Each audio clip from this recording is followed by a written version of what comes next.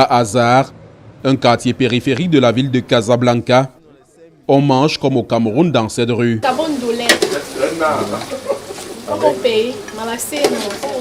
Avec la sauce d'arachide et avec le râpé.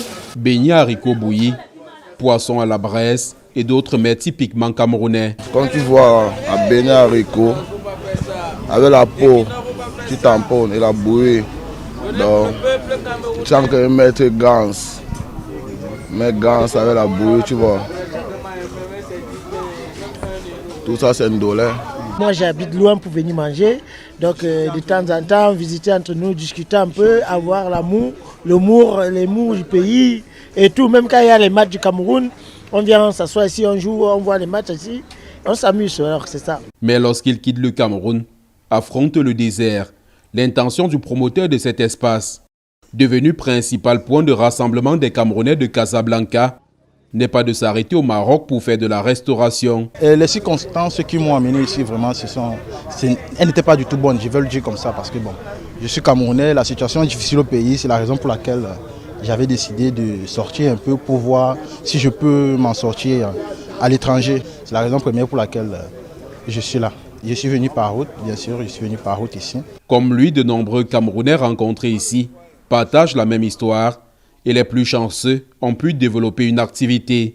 Par contre, c'est très difficile. Non, on a emprunté le chemin que tout le monde connaît, le chemin du désert, le chemin les plus durs et les plus courageux. C'est pour ça que nous sommes ici là. Nous avons rencontré les difficultés, mais c'est une difficulté, nous les gardons pour nous-mêmes. Je ne souhaiterais pas que tous les frères qui sont au pays fassent la même chose comme moi, parce que ce n'est pas facile. De nos jours, aujourd'hui, c'est devenu un peu plus compliqué. Ce chemin, c'est un chemin qui est devenu un peu compliqué et ça crée des problèmes, des gens meurent et tout. Je vois ça dans les réseaux sociaux. Nous avons eu la chance, c'est vrai, nous sommes arrivés ici.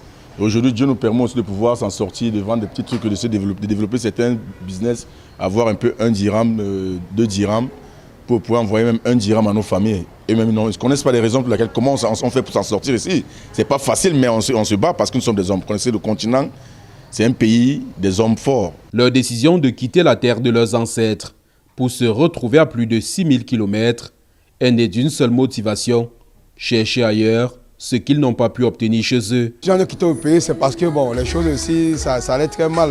Quand tu commences à fonder une famille, 1, 2 enfants, tu comprends déjà que tu es en train de fonder une famille. Il va falloir que les choses vont bien aussi pour pouvoir gérer la famille. Je suis arrivée déjà ici d'abord en tant que touriste.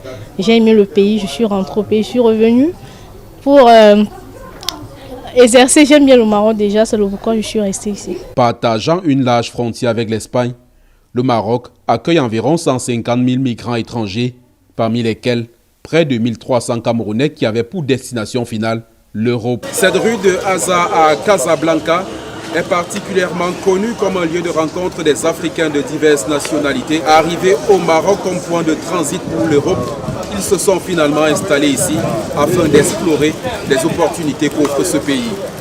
Depuis Azar à Casablanca, nous sommes Joël Essengue et Vivien Tonfac, envoyés spéciaux Equinox Télévision.